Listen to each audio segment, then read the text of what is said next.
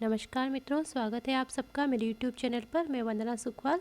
बाल एवं विकास एवं शिक्षा शास्त्र के अंतर्गत 23 जुलाई 2022 को रीट लेवल फर्स्ट के अंतर्गत जो पेपर हुआ था उसका हम हल देखेंगे।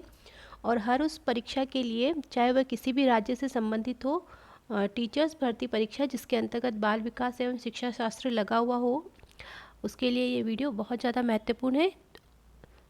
तो देखते हैं प्रश्न और उनके उत्तरों को। माँ सरस्वती के चरणों में नमन करते हुए शुरू करते हैं आज का वीडियो। देखिए पहला प्रश्न, निम्नलिखित में से कौन सी स्थिति समायोजन को बढ़ावा देती है? ए, तीव्र चिंता, बी, अपराध बोध के बारे में जुनूनी सोच, सी, बीमारी का डर, डी, विक्षिप्त भय और चिंता से मुक्ति। तो जो ऑप्शन डी होगा वो हमारे यहाँ करेक्ट आंसर हो जाएगा। इस वीडियो में हम केवल प्रश्न देखेंगे और उनके उत्तर देखेंगे। अगर इनकी विस्तृत व्याख्या से संबंधित आपको देखना है तो वीडियो मैंने अपलोड ऑलरेडी कर दिया है यूट्यूब पे, जिसके अंतर्गत जो चारों ऑप्शन दिए हैं और उनसे संबंधित जो तथ्य हैं उनकी मैंने विस्तृत व्याख्या की है। तो आप प्लेलिस्ट में जाकर उस वीडियो को भी देख सकते हैं। तो पहले प्रश्न में जो हमारा उत्तर होगा वो ऑप्शन डी होगा, विक्षिप्त भय और चिंता। प्रश्न संख्या 2 देखेंगे, प्रतिभाशाली बालक के लक्षण क्या हैं?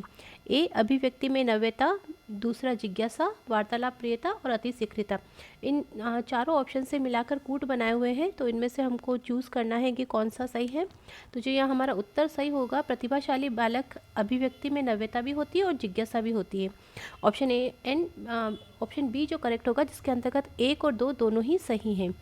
प्रश्न संख्या 3 देखेंगे, बुद्धि लब्धि के लिए निम्नलिखित फॉर्मूला किसने दिया? बुद्धि लब्धि बराबर मानसिक आयु बटा कालानुक्रमिक आयु इंटू 100। तो देखिए MA/CA इंटू 100 ये किसने दिया? तो ये जो प्रश्न संख्या 3 है इसमें ऑप्शन ए और बी दोनों को ही सही माना गया था, क्योंकि पहले जो सूत्र दिया था MA/CA वो स्टर्न द्वारा दिया गया था, और बाद में जो दिया गया था ये अपॉन इंटू 100 वाला ये टर्मन द्वारा दिया गया था। तो दोनों ही ऑप्शन करेक्ट माने थे, ए और बी। प्रश्न संख्या 4, सृजनात्मकता मुख्यतः किससे संबंधित है? अति सक्रियता, कम बोधगम्यता, अभिसारी चिंतन या अपसारी चिंतन। जो सृजनात्मकता मुख्यतः संबंधित होती है वो होती है अपसारी चिंतन से। Option D is the correct answer. Question number 5, सीखना व्यवहार में उत्तरोत्तर सामंजस्य की एक प्रक्रिया है, ये कथन किस शिक्षाविद के द्वारा दिया गया है? A, Skinner, B, Woodworth, C, Crow and Crow, D, Gates व अन्य। तो option A is the correct answer, Skinner की ये परिभाषा है।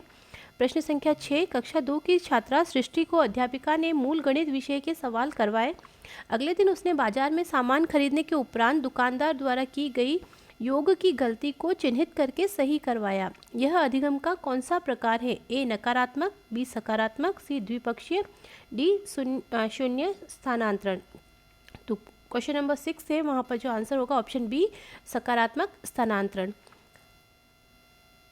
एक व्यक्ति में एक समय पर 2 विपरीत इच्छाओं का होना कहलाता है। ऑप्शन ए द्वंद्व, बी कुंठा, सी चिंता, डी दबाव। तो ऑप्शन ए द्वंद्व यहाँ करेक्ट आंसर होगा।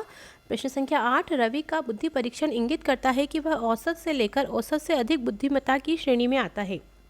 हालांकि पढ़ने, वर्तनी, सामाजिक विज्ञान और विज्ञान में उसके ग्रेड बहुत कम है, उसके गणित के ग्रेड काफ़ी अधिक हैं। रवि लेखन कौशल में अच्छा है, रवि में अधिक संभावना है। ए, डिस्कैल्कुलिया, गणित से संबंधित विकृति, बी, डिस्ग्राफिया, लेखन से संबंधित विकृति, सी, डिसलेक्सिया, पढ़ने से संबंधित विकृति, और डी, डिस्फेजिया, बोलने से संबंधित विकृति। तो जो उत्तर होगा वो होगा ऑप्शन सी, डिसलेक्सिया, जो कि एक पठन विकार है। प्रश्न संख्या 9 देखेंगे, निम्नलिखित में से उस उदाहरण का चयन कीजिए जो आंतरिक अभिप्रेरणा को दर्शाता है। ए, वंदना परीक्षा में अच्छे अंक प्राप्त करने के लिए कठोर परिश्रम कर रही है जिससे वह अपने माता पिता से उपहार प्राप्त कर सके। बी, उर्मिला फटाफट गृह कार्य समाप्त कर रही है क्योंकि गृह कार्य समाप्त करके वह टीवी देख सकेगी। सी, ईला बहुत सारी पुस्तकें पढ़ रही है क्योंकि वह जिले में प्रथम स्थान प्राप्त करके विद्यालय का नाम जिला स्तर पर रोशन करना चाहती है। और डी, मेघा अपने परियोजना कार्य के लिए विभिन्न स्रोत तलाश रही है क्योंकि वह नई जानकारी प्राप्त करने में रुचि रखती है। तो यहाँ ऑप्शन डी हमारा करेक्ट आंसर हो जाएगा, जो आंतरिक अभिप्रेरणा का उदाहरण है। प्रश्न संख्या 10, निम्न में से किसने अधिगम सिद्धांत का प्रतिपादन नहीं किया? थॉर्नडाइक, स्किनर, कॉलर और B S. Bloom. Option D is the correct answer, B S. Bloom. निम्न में से किस सिद्धांत को पुनर्बलन का सिद्धांत भी कहा जाता है? क्रिया प्रस्तुत अनुबंधन, उद्दीपक अनुक्रिया, शास्त्रीय अनुबंधन या अंतर्दृष्टि अनुबंधन। तो यहाँ पर जो आंसर हो जाएगा वो हमारा होगा ऑप्शन ए, क्रिया प्रसूत अनुबंधन। ये पुनर्बलन का सिद्धांत भी कहा जाता है इसे। क्वेश्चन नंबर 12, आरटीई अधिनियम 2009 के अनुसार शिक्षकों के लिए प्रति सप्ताह काम के घंटे निर्धारित है, 40 घंटे, 42 घंटे, 45 घंटे या 48 घंटे। तो यहाँ ऑप्शन सी करेक्ट हो जाएगा, 45 घंटे। क्वेश्चन नंबर 13, निम्न में से कौन सा एक उत्तम परीक्षण की विशेषता से भिन्न है? ए, विश्वसनीयता, बी, वैधता, सी, वस्तुनिष्ठता, डी, अभिक्षमता। तो अभिक्षमता ऑप्शन डी हमारा करेक्ट आंसर हो जाएगा। क्वेश्चन नंबर 14, शिक्षार्थी केंद्रित पाठ्यक्रम में निम्नलिखित में से कौन सबसे महत्वपूर्ण है? अध्यापक, बच्चा, विषय वस्तु या वातावरण। तो शिक्षार्थी केंद्रित पाठ्यक्रम में सबसे महत्वपूर्ण बालक होता है, option B is the correct answer. Question number 15, बार बार बच्चों को सजा से बचने या इनाम पाने के लिए सीखने की गतिविधियों में संलग्न होने के लिए कहना क्या दर्शाता है? ए, उनकी बाहरी अभिप्रेरणा को कम करता है, उनकी आंतरिक प्रेरणा को बढ़ाता है, बच्चों को लक्ष्य प्रदर्शन की बजाय महारत हासिल करने के प्रति ध्यान केंद्रित करने के लिए प्रोत्साहित करता है, और डी ऑप्शन है, बच्चों की प्राकृतिक रुचि और सीखने में शामिल होने की जिज्ञासा को कम करता है। तो यहाँ जो आंसर हो जाएगा ऑप्शन डी, बच्चों की प्राकृतिक रुचि और सीखने में शामिल होने की जिज्ञासा को कम करता है। क्वेश्चन नंबर 16, क्रियात्मक अनुसंधान का अर्थ है? एक अनुदैर्ध्य अनुसंधान, एक अनुप्रयुक्त अनुसंधान, सी, एक शोध जिसमें तत्काल समस्या को हल किया जा सके, ऑप्शन डी, सामाजिक आर्थिक उद्देश्य के साथ एक शोध। तो option C is the correct answer, एक शोध जिसमें तत्काल समस्या को हल किया जा सके। क्वेश्चन नंबर 17, एनसीएफ 2005 के अनुसार एक शिक्षक की भूमिका होनी चाहिए? ए, अनुमोदक, बी, सुविधादाता, सी, आधिकारिक, डी, तानाशाह। तो option B is the correct answer, सुविधादाता। मूल्यांकन का उद्देश्य होता है बच्चों को मंद और प्रतिभाशाली बच्चों के रूप में अंकित करना, उन बच्चों की पहचान करने के लिए जिन्हें उपचारी उपाय की आवश्यकता है, सीखने की कठिनाइयों और समस्या क्षेत्रों का निदान करने के लिए उस सीमा तक प्रतिपुष्टि प्रदान करना जहां हम उत्पादनशील जीवन के लिए शिक्षा प्रदान करने में सफल रहें।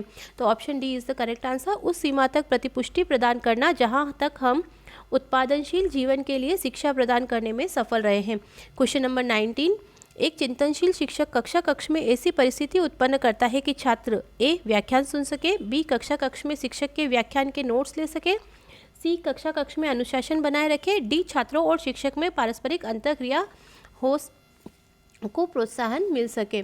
तो option D is the correct answer, छात्रों और शिक्षक में पारस्परिक अंतःक्रिया को प्रोत्साहन मिल सके। क्वेश्चन नंबर 20, विकास रिक्त स्थान है, दोनों रिक्त स्थान दिए हुए वहाँ पूर्ति करनी। विकास से की ओर बढ़ता है, सामान्य से विशिष्ट, जटिल से कठिन, विशिष्ट से सामान्य, साधारण से आसान। क्वेश्चन नंबर 20 में आंसर हो जाएगा ऑप्शन ए, सामान्य से विशिष्ट। विकास सामान्य से विशिष्ट की ओर बढ़ता है। क्वेश्चन नंबर 21 देखेंगे, विकास के सिद्धांत है, दूसरी तरफ सिद्धांत का वर्णन। तो यहाँ पर जो समीप दूराभिमुख दिशा, सिर पदाभिमुख दिशा, अंतर्वैयक्तिक भिन्नताएं और अंतरावैयक्तिक भिन्नताएं, तो इन सिद्धांतों में क्या दिया गया है? ये सिद्धांत किस क्रम का वर्णन करते हैं, उससे संबंधित हमें कूट का चयन करना है। तो समीप दूराभिमुख जो होगा वो होगा ऑप्शन डी, के शरीर के केंद्र से बाहर की ओर। सिर पदाभिमुख जो होगा दिशा, सिर से पैर की ओर विकास होता है। अंतःवैयक्तिक का होगा ऑप्शन बी, विभिन्न बच्चे भिन्न भिन्न दर से बढ़ते हैं। और अंतरावैयक्तिक भिन्नताएं का होगा ऑप्शन सी, किसी एक बच्चे में विकास की दर विकास के एक क्षेत्र की अपेक्षा दूसरे से भिन्न होगी। तो देखिए, सबसे पहले आएगा हमारा ऑप्शन डी, फिर उसके बाद ए, फिर थर्ड में बी और फोर्थ में आएगा C, D A B C. D A B C देखिए, डी बी ए सी ये गलत हो गया, D A B C, option A is the correct answer. Question number 22, रिक्त स्थान दिया हुआ तब होता है या होती है जब परिपक्वता और अनुभव के कारण मनुष्य में क्रमबद्ध और प्रगतिशील परिवर्तन होते हैं। ए, वृद्धि, बी, विकास, सी, शारीरिक बदलाव, डी, मानसिक परिवर्तन। तो ऑप्शन बी, विकास तब होता है जब परिपक्वता और अनुभव के कारण मनुष्य में क्रमबद्ध और प्रगतिशील परिवर्तन होते हैं। Option B is the correct answer. Question number 23, निम्नलिखित में से कौन सी बचपन की विशेषता नहीं है? प्राक्टोली आयु, बी, अनुकरणीय आयु, सी, सवाल करने की आयु और डी, खिलौना आयु। तो option A is the correct answer, प्राक्टोली आयु। क्वेश्चन नंबर 24, प्रकृति एवं पोषण विवाद निम्नलिखित में से किससे संबंधित है? आनुवांशिकी एवं वातावरण, व्यवहार एवं वातावरण, सी वातावरण एवं जीव विज्ञान, डी वातावरण एवं पालन पोषण। तो option A is the correct answer. आनुवंशिकी और वातावरण से संबंधित है प्रकृति पोषण विवाद। क्वेश्चन नंबर 25, निम्नलिखित में से कौन सा या कौन से कथन असत्य है जो सत्य नहीं है? यह समझना जरूरी नहीं है कि प्रत्येक बच्चा अद्वितीय है। बच्चा एकीकृत पूर्ण के रूप में विकसित होता है।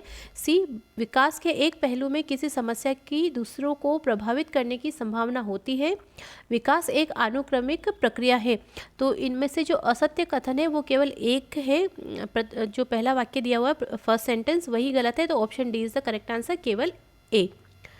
क्वेश्चन नंबर 26 देखेंगे। स्कूलों को व्यक्तिगत भिन्नताओं का ध्यान रखना चाहिए क्योंकि प्रत्येक छात्र को विशिष्ट महसूस करवाने हेतु, छात्रों के बीच के अंतर को कम करने हेतु, छात्रों एवं छात्राओं की क्षमताओं और प्रदर्शन को नहीं जानने के लिए, डी समझने के लिए कि छात्र सीखने में समर्थ या असमर्थ क्यों हो रहे हैं। तो क्वेश्चन नंबर 26 में option D is the correct answer. समझने के लिए कि छात्र सीखने में असमर्थ या समर्थ क्यों हो रहे हैं, स्कूलों को व्यक्तिगत भिन्नताओं का ध्यान रखना चाहिए। क्वेश्चन नंबर 27, 16 वर्ष की आयु का बच्चा बुद्धि लब्धि परीक्षण में 75 अंक प्राप्त करता है, उसकी मानसिक आयु वर्ष होगी। तो 16 वर्ष है, 75 अंक प्राप्त करता है IQ में। तो यहाँ पर ऑप्शन डी 12 वर्ष उसकी मानसिक आयु होगी। Option D is the correct answer. Question number 28, प्रत्येक व्यक्ति का कार्य निश्चित योग्यताओं का प्रतिबिंब होता है।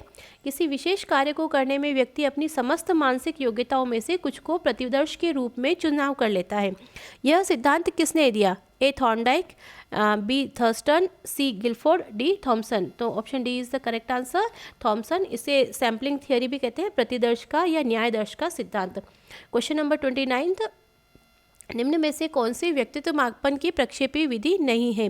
निर्धारण मापनी, अवलोकन, साक्षात्कार या कथानक संप्रत्यक्षण परीक्षण। तो 29 में जो आंसर होगा वो ऑप्शन डी होगा, कथानक संप्रत्यक्षण परीक्षण, जिसे TAT टेस्ट कहते हैं।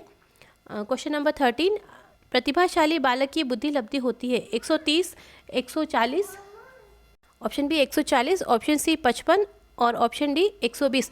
Option B is the correct answer. 140 प्रतिभाशाली बालक की जो बुद्धि लब्धि होती है वो होगा 140 या उससे ऊपर। तो ये था मित्रों प्रश्न, जो 3 प्रश्न हमने देखे थे, 30 प्रश्न, उनका हल। आशा करती हूँ कि आपको वीडियो पसंद आएगा। वीडियो को पूरा देखने के लिए बहुत बहुत धन्यवाद। वीडियो को लाइक कीजिए, शेयर कीजिए और मेरे चैनल को सब्सक्राइब कीजिए। जय भारत, जय हिंद, थैंक यू।